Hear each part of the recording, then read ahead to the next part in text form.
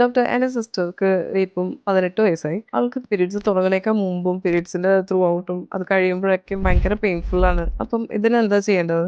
ഇങ്ങനെ പെയിൻ പറയുമ്പോൾ നമുക്ക് സാധാരണ വി സസ്പെക്ട് എൻഡോമെട്രിയോസിസ് പറഞ്ഞൊരു കണ്ടീഷൻ. അപ്പോൾ അത് അങ്ങനെ ഉണ്ടെങ്കിൽ she needs to be investigated, better to consult a gynaecologist and if needed she may also have to be put on some treatment. ഇതൊരു കോമൺ പ്രോബ്ലം ആണോ? Endometriosis പറഞ്ഞൊരു കണ്ടീഷൻ സാധാരണ ഒരു 2 to 10% women are affected by it, mainly in the reproductive age too. എന്നുവെച്ചാൽ periods ഉള്ള സമയത്ത് ഈ പ്രശ്നമുള്ളൂ. That is from menarche to menopause. അപ്പോൾ ആ സമയത്ത് ലൈക്ക് ഇങ്ങനത്തെ സിംറ്റംസ് വല്ലാണ്ട് ഡിസ്ട്രെസ്സിങ് ആയിരിക്കും. It interfere with work, definitely need some investigation and treatment. ഇത് മെഡിക്കേഷൻ മാത്രമാണോ ഇതിനുള്ള സൊല്യൂഷൻ? മെഡിക്കേഷനും ഉണ്ട്. Sometimes she may need surgery if we find something on the ultrasound. Investigations പറയുമ്പോൾ മെയിൻലി വി ഡു അൾട്രാസൗണ്ട്, വേണ്ടി വന്നാൽ MRI. അത് കഴിഞ്ഞ് if she needs a diagnostic laparoscopy V can do that also. Depends on her symptoms and her what she wants. Like if she's aiming for pregnancy, fertility ഒരു problem ആണ് എന്ന് തോന്നുകയാണെങ്കിൽ she will need investigations in those direction.